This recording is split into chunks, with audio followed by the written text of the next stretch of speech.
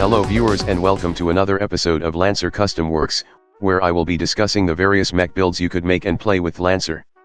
In today's Encore edition episode where we pay attention to some of the older frames we have revealed before, Long Rim, Part 2, featuring the Lich, Sunzi, and Zheng.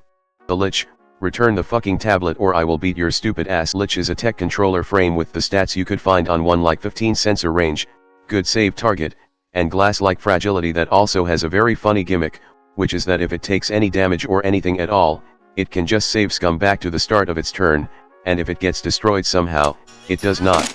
What this means is simple: Lich is a control frame that has a very good healthcare plan, so good its core power is taking any hits from its allies, and I do mean any hits to keep them safe. Naturally, people frequently build absolutely caked up Lich and just beat up people with their bare hands. Just don't get grappled because that shut your trade down completely. Talent suggestion: I don't know, I mean, Lich's traits and its stats make a surprisingly flexible frame that can do a lot of things, so you don't exactly need anything specific, but if there's a core bonus I would suggest, if only because it's very obvious, Open Door is just gonna make your enemy's life hell easier.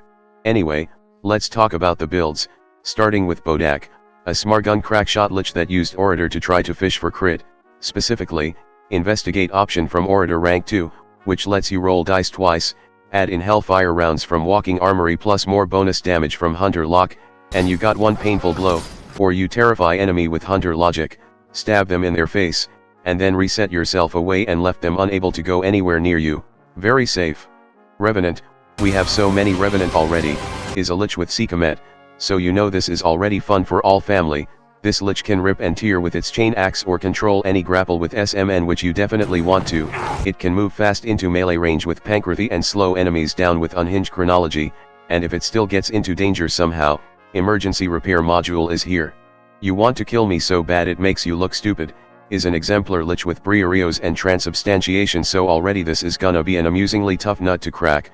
You are just here to bait, to trap enemies besides you with Exemplar and Wandering Nightmare, plus Spaceborn to just make things worse for them. With Beacon you can kidnap fragile artillery and support and then Soul Vessel right back to beat the shit out of them. You are also a very effective support frame with Pepcock, Fobby, and Unhinged to give your allies everything they want. Mama said knock yourself out, is a Lich with a DD288 courtesy of Duskgrave, but that's not the main character here.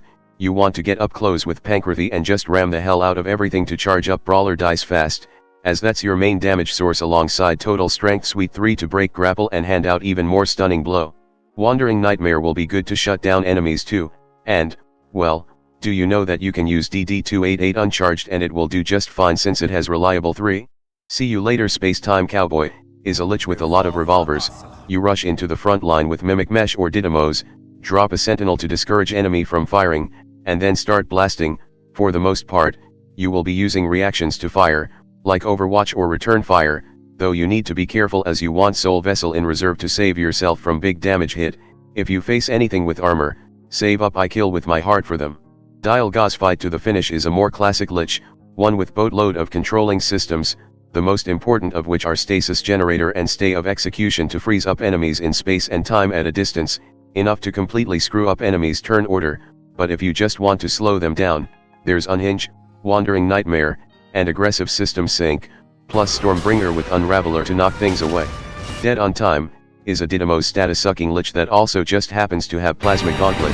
You simply approach a target, impair them with Orator rank 1 scan, then just burn their face off and Soul Vessel your heat away. Remember, always save scum your way out of any trouble. And lastly, there's Wizard War Grenadier, an Infiltrator Demolitionist Lich with a lot of explosives, so there's a funny trick you can do only as a Lich. You hide, sneak to enemy, plant mine, then at the end of your turn when your mine is activated and your Orator dice tick up, you are now not hidden from standing in front of your enemy, thus triggering Infiltrator rank 3, letting you move onto the mine and explode everything. Or you can just throw grenades and mines everywhere normally and then crit fish someone with a CPR thanks to Orator 2. Lich, the perfect frame for those that are a little braver than normal or just be completely self-destructive. The ability to just reset away from any risk really lets one take on very unorthodox tactics, to say the least. It's a very funny frame if you want to be silly, or just drink deep. Sunzi, you get teleport. If there's a license that's a complete game changer, Sunzi is it. Practically overnight after its introduction, Lancer as a game just got faster, Accelerate, Blink Charges, Blink Tunneler, Warp Rifle, Real Space Breach, Final Secret. Every single one of these license are in some ways, making distance feel less. Even slow frames like Saladin or Tortuga can move to the other side of the map in one turn with the right builds, and things have only gotten faster. On its own, Sunzi turned Lancer from Armored Core 4 to For Answer, Dark Soul 2 to Bloodborne, or Hollow Knight into Carpal Syndrome Simulator, and then Sunzi itself makes things even faster. Safe Harbor lets any ally that teleports next to it, while Blink Anchor lets you do it to enemies too. You technically don't even need Blink Space Tunneler in a way, and with this many ways to teleport, a Sunzi that's also a striker might prove to be very devastating. Sunzi also cannot be moved by anyone else, and can also just teleport out of any trouble, and of course, its core power is even more teleportation. It's just, there's nothing Sunzi can't move if it desires. Talent suggestion, Grease Monkey, definitely Grease Monkey and some engineering stats. You really want more limited charges for your core passive and power and maybe blink charges, and if you want more control or support, Drone Commander with some spicy drones or sysops work fine too, because Sunzi does have 15 sensor range, which is really good. Anyway, let's talk about the builds. Starting with Ajisama, It's Time to Go to War, is a support defender Sunzi that is here to keep an ally safe with Walk of King and Enclave Shield and get them fast to the front line by moving there themselves. With Skirmisher, Kai Bioplating, and Hunter, this Sunzi can move fast by swinging its blades, and Grease Monkey provides plenty more charges, especially for Walk of King, that will be very useful for any striker allies. Tsuchigumo is a warp rifle crackshot Sunzi that can fly and climb on the wall, using Tactician to get even more accuracy and to shoot even off turn, and run a Heatfall OC loop to keep reloading that rifle to send enemies flying everywhere, and with this much bonus damage enhanced with Hellfire rounds, it's real easy to send them flying. Smuggler is a Sunzi that can do a very funny thing with Real Space Breach. While Real Space Breach is mostly really good for extending the range of your shots, anyone that enters it can teleport around the breach. The key word here is teleport, so this Sunzi can just turn invisible and hide, sneak behind enemy line, and then the entire team can run into the breach and teleport besides the Sunzi to wreck shit. After that, just keep supporting your team with as much accuracy and lock-on as possible. Involuntary Extraction Specialist is a Sunzi that decided that kidnapping people physically is a good idea too. You simply grapple someone, keep them even more immobilized by moving them onto Webjaw Snare, and then use Slip to teleport back to the Blink Anchor you have placed down 2 turns ago, so your friends can beat the shit out of your new victims together. Alternatively, just ram people onto your mines and explode them. Spawn Protection is a House Guard Sunzi with double shields to protect everyone around it. You can speed up allies, you can lock on spam, you can also put Final Secret on an ally that really needs help and then turn up hard light, so when they are getting badly mauled, you can teleport them right behind the shield to recover. But do remember, hard light blocks line of sight, so there's a lot you can't do when it's activated. Instant Transmission Wall is another House Guard Sunzi, one that's more mobile, with Argonaut Shield to protect allies with its sheer bulk, some Sunzi systems to speed up allies, Enclave for more protection, and Vanguard Impaler to keep things from being too close. It's just a nice rounded defender. Art of Wizard War is a rather painful Sunzi that also has Smite, and 14 save target. Deploy utility drone near someone you hate, smite to stun them, and then throw blink charges or shoot them with warp rifle to teleport them next to your blink anchor full of allies that will beat their ass. It's a classic Sunzi trick that has repeated many times here, but it just really works. Approaching Warp 10 is another artillery Sunzi that just applies all the possible bonus damage onto its warp rifle. This isn't about teleporting people to the other side of the map anymore, this is about teleporting people straight to hell, with 4d6 plus 1d3 plus 1 AP worth of damage, and even if they survive they will be prone, immobilized, blinded, full on economy depression. Also, you have Walking Armory, Hellfire. And lastly, there's the Rook, a Legion Nexus Sunzi courtesy of Dustgrave. You know the drill already, summon a whole lot of Legion drones to suppress or kick people down to let your allies murder them, plus turret for even more drones for DC to connect to, and sysops and pepcock to provide tech support for your allies. And if someone shoots big damage at you or your adjacent allies, you have ERM for that. If it's maneuverability that you ask for, Sunzi will provide, and it will provide all of it.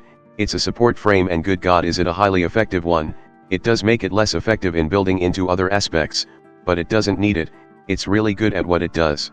And last for this episode, Zheng, boulder punching badass.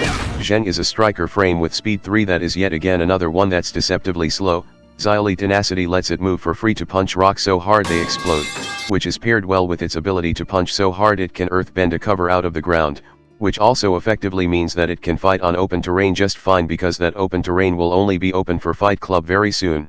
And its core power is just loading its fists full of explosions and moving across the map with it. It's also the only frame in this episode that comes with more than 2 weapon mounts, so it can be very lethal. Talent suggestion: Duelist, Juggernaut, Brawler, Executioner. If it's melee, you want it, because Zheng is a nasty monster up close and personal, and also if you aren't using Zheng for melee, what are you doing? Extra mobility from things like Skirmisher, Hunter, Prospector, or Pankrathy would help a lot too. You sometimes want to move without punching stuff, ya know. Anyway, let's talk about the builds, starting with He Yith, and He Yoinketh away, is a Tempest-charged Blade Zheng with a very simple idea of if it's too slow, just get Uncle to pull enemies in with Mag Cannon. Siege Spec 2 and Hunter Lunging will give you the extra distance too if you need to. No matter what, someone will be getting cut. Try Anything Punk, is a Scylla Defender Zheng here to shoot the shit out of all problems. It's also the only Zheng build here with no melee weapon, so that's going to be awkward when you need cover right now, especially since there isn't even total strength Suite 1, but nevertheless, the Zheng is tough, it can reaction fire at a lot of things, and with speed 6, this thing will move fast with flight 2. I Can Hide Anywhere, is a Zheng that can hide anywhere due to destructive swing. Whether you start your turn by shooting someone in their face or stabbing them, Uncle will always finish it stabbing someone with another Warpike, which means free cover to hide behind. Anyone that tries to get close to expose you will just get a face full of pocket sand, and then they get stabbed next turn. Horsian Spear Watch Sympho Gear is a simple Zheng that wants you to Pankrathy charge straight at an enemy and just grapple them to stab them with Super Thermal Blade to cook them up. Once you reach danger zone, it's stabby time with the spear for all the stack damage with Nuclear Cavalier. ERM will keep you and your allies in 2 spaces alive, thanks to House Guard 1. It's not an amazing idea, but it's reliable and it works. The Ghost of Xiong Xylee is a goddamn Briareos Zheng with DD288 that does not want to die. You cut with variable or smash with the giant fists. Singularity Motivator will keep you moving, and Hunter Logic will keep enemies unable to move to you even if only for a short 3 spaces. You also have Brawler 2 for improvised smashing should all of your weapons were destroyed. You just keep going. SGR-03 Black Gungnir is another DD288 Zheng. You gonna see even more actually, one that just decided to be tough as hell with hyperdense armor and smoke charges, because if you can't move fast to your targets, just move tough instead. I probably said that wrongly, but you get what I mean. Kiss of Xylee is yet another DD288 Zheng, one that fixes the problem of being slow with charged up fist by just immediately rushing in, punching someone, and then with Titanomachy Duelist combo, ram, and grapple them to keep them there while charging up the fist, with overcharge if you have boosted, which you can do most of the time with 12 heat cap, leaving your target a full turn to realize their mistake. And finally, there's It's the Summer of Sandwiches at Wawa Hoagie Fest. What is this even reference? Is a flying Zheng that wants to go fast to cut up people with a giant fuck off sword. The reasoning here is that flight is good, but you also can only really fly in a straight line per unique movement. Zheng's core passive and power subvert this by adding more movements, meaning you can fly at a weird angle through sheer punching power to sword people to death, and you can definitely go very quickly. Where Caliban move faster by the sheer force of violence, Zheng move fast, by doing the same thing. Honestly, if you like moving fast via punching and denying covers to enemies in an instant, Zheng is your friend, it's your best friend. And that's about it for this round of Lancer Custom Works Encore.